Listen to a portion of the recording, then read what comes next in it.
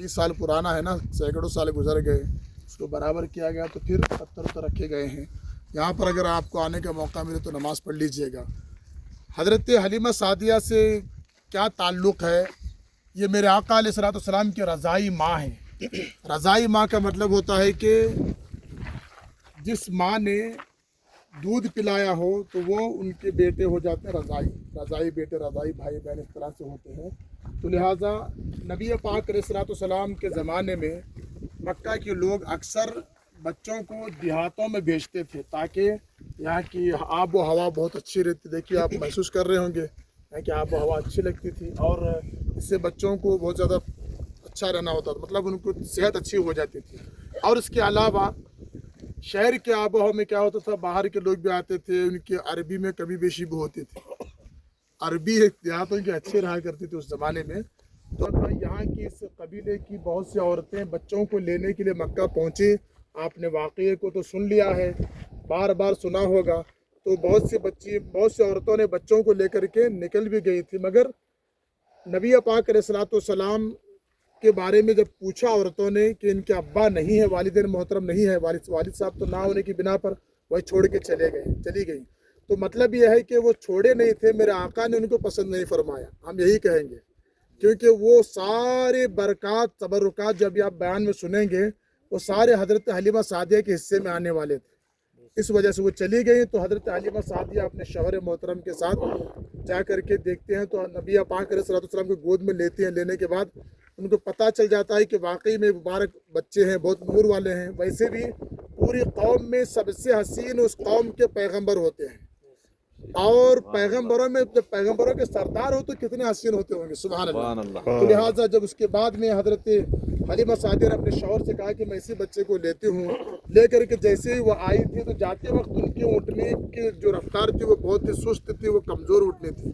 लिहाजा जैसे ही वो सरकार को लेते हैं तो ऊँटनी की रफ्तार भी बढ़ जाती है और उस ऊँटनी में दूध भी आ जाता है, और एक बच्चा भी साथ में हज़रत हलीमा सादिया ले चुकी थी और उनको दूध पिलाने के लिए दूध की कमी थी, फिर भी उन्होंने उनके साथ में रखा करते थे और रात भर वो जाग करके उस बच्चे को की दिलजोई किया करते थे।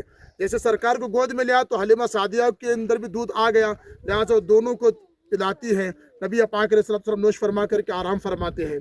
फिर वहाँ से जैसे निकली, जो औरतें हज़रत हलीमा सादिया से पहले निकल चुकी थी इस तरफ आने के लिए, उन औरतों को पीछे छोड़कर जाने लगी। तो हज़रत हलीमा सादिया से उनकी सहेलियों ने, उनके कबीले की औरतों ने पूछा कि दाई हलीमा, क्या बात है कि तुमने सवारी चेंज कर दी है? कहा कि नहीं, सवारी नहीं बल्कि सवार चेंज किया गया है, सवार किया गया है। तो लिहाजा उसकी ये बरकतें हैं। ले करके जैसे वो यहाँ पर आती हैं, सरकार अलैहिस्सलाम को का हाल ये होता था। हज़रत हलीमा सादिया कहती हैं, ये सब वाक़ियात कहाँ मिले हैं? एक बार मेरे आका अलैहिस्सलाम सहाबा के साथ तशरीफ़ फरमाते, अचानक मेरे आका खड़े हो जाते हैं। तो सरकार के खड़े होने पर तमाम सहाबा खड़े हो गए। देखते हैं कि कोई आने वाला आ रहा है। तो जब करीब आए तो देखा कि वो एक खातून थी। नबी पाक अलैहिस्सलाम ने अपनी चादर को लिया, बिछाया, उनको बिठाया।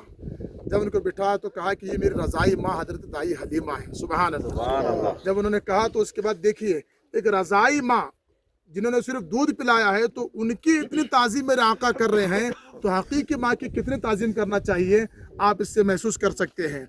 और उसके बाद हज़रत दाई हलीमा ने सरकार के बचपन के वाक़यात सरकार के सामने और सहाबा के सामने बयान फरमा दिए, सुभान अल्लाह। वो वाक़यात सहाबा से होते होते हम तक पहुँचे हैं। तो लिहाजा जब लेकर के यहाँ पर आई तो हज़रत दाई हलीमा कहती है कि बग़ैर गहवारे के झुलाए झूला झूलता था, सुभान अल्लाह। और खिलौने, दुनियावी खिलौने हम सब के होते हैं, मगर सरकार का खिलौना क्या था? आसमान का चांद, सुभान अल्लाह। सरकार जैसे उंगली का इशारा करते थे, चांद इधर होता था, कभी इधर होता था, सुभान अल्लाह। चांद झुक जाता जिधर उंगली उठाते महद में, गंवारे में। चांद झुक जाता जिधर उंगली उठाते महद में, क्या ही चलता था इशारों पर खिलौना नूर का। नूर वाले मुस्तफ़ा है तो खिलौना भी नूर वाला ही होना चाहिए। नबी पाक अलैहिस्सलाम यहाँ पर तशरीफ़ फरमा है और आपकी बरकतें पूरे कबीले में आहिस्ते आहिस्ते पता चली। एक भी रिवायत ये जिक्र की जाती है, और एक रिवायत कि दाई हलीमा से लोगों ने कहा, उनकी सहेलियों ने कहा कि आए दाई हलीमा, क्या बात है कि रात भर चराग को जला के रखती हो, تو انہوں نے کہا کہ میں چراغ نہیں جلاتی، وہ محمد عربی کے چہرے کا نور ہے، سبحان اللہ، جو کمرہ میرا روشن رہتا ہے، گھر روشن رہتا ہے، منور رہتا ہے۔ اس کے بعد لوگوں کو پتہ چل گیا کہ برکت والے ہیں، تو جب بھی کسی بچے کو بخار یا جاڑا کچھ بھی ہوتا تو وہ آتے تھے، یعنی عورتیں آتی اور سرکار کے پیر کو کیا کرتی تھی، پانی میں ڈبوتی تھی اور اس پانی کو لے جا کر کے بانٹا جاتا تھا تو بچوں کو شفا مل جاتی۔ سبحان اللہ۔ جن کے تلووں کا دھون ہے آب حیات، ہے وہ جان مسیحا ہمارا نبی، ہے وہ جان مسیحا ہمارا نبی۔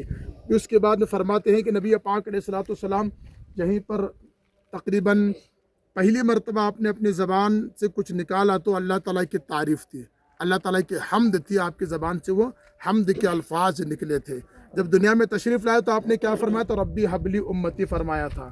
اور اس کے بعد میں پھر جب بچے جب بولنا شروع کرتے ہیں اس وقت آپ جو بولے ہیں تو پھر حمد آپ نے کی، اللہ تعالیٰ کی تعریف کی ہے۔ لہٰذا اس کے بعد اور بھی یہاں کے بہت سے واقعات موجود ہیں۔ حضرت دائی حلیمہ رضی اللہ تعالیٰ عنہا سرکار کے گھر میں، سرکار ان کے گھر میں موجود ہیں، برکتیں ہی برکتیں ہیں۔ قبیلے کے بہت سے لوگ بکریوں کو چرایا کرتے تھے۔ جب خشک سالی جب آ جاتی تھی قبیلوں میں تو بکریوں کے پیٹ بھرے ہوئے نہ ہوتے، دودھ نہیں ملتا تھا، مگر آس پاس کے چرواہوں کو ان کے گھر والے بولتے تھے، کیا بولتے؟ جہاں حلیمہ سعدیہ کی بکریاں چرتی ہے نا وہاں جا کر کے چرایا کرو تاکہ تمہاری بکریوں میں بھی ان کا بھی پیٹ بھر جائے۔ جب ان سے یہ کہا گیا تو حضرت دائی حلیمہ کے برکتوں کا یہ حال، سرکار کی برکتوں کا یہ حال تھا کہ ان کو یہ نہیں معلوم تھا، ان لوگوں کو، آس پاس کے لوگوں کو، کہ یہ چراگاہوں کا یا گھاس پھوس کا معاملہ نہیں ہے، یہ تو آمینہ کے لال کا معاملہ ہے، یہ ان کے قدموں کی برکتیں ہیں، یہ چرنے کا معاملہ نہیں ہے۔ لہٰذا اس کے بعد اور ایک بات یہ ذکر کی جاتی ہے، اکثر بیانوں میں یہ بیان بھی کیا جاتا ہے کہ ایک دن حضرت دائی حلیمہ کی بیٹی، بڑی بیٹی غالباً دوڑتے ہوئے ہانپتے ہوئے آئی یہاں پر، آ کر کے انہوں نے کہا کہ ہم لوگ برباد ہو گئے، بہت زیادہ دودھ دینے والی بکری کو شیر اٹھا لے گئے۔ اللہ اکبر۔ نبی پاک علیہ الصلوۃ والسلام چونکہ آپ نے بھی بکریوں کو چرایا، حالانکہ بکریوں کو چرانا جو سرکار کا معاملہ تھا وہ نبیوں کی سنت تھی، اس لیے یہاں پر ان کی بکریاں نہیں تھی، ایسے ہی وہ جایا آیا کرتے تھے، ایسے جایا آیا کرتے تھے، تو لہٰذا آپ ان کے ساتھ جانا آنا کرتے تھے۔ کچھ دنوں تک بیمار ہو گئے کسی ایسے حالات کے اعتبار سے، جسمانی، ظاہری جسمانی کے اعتبار سے بخار بھی آئے گی، سردی بھی ہوگی، اور اگر کچھ مار بھی لگ جائے تو خون بھی بہہ نکلے گا جسمانی اعتبار سے، تو لہٰذا نبی پاک علیہ الصلوۃ والسلام 2-3 دن نہیں گئے۔ تو اس کے بعد میں پھر ایک دن آ کر کے ان کی دائی حلیمہ کی بیٹی نے یہ کہا کہ میں نے دیکھا کہ ایک شیر آیا اور ہماری بکری کو اٹھا کر لے گیا۔ سرکار خود آتے ہیں، وہاں جاتے اس ٹیلے پر جا کر کے پکارتے، یا ابا الحارث، اے جنگل کے شیروں، تمہاری جرت کیسے ہوئی میری ماں کی بکری کو اٹھانے کی، تمہاری ہمت کیسے ہوئی؟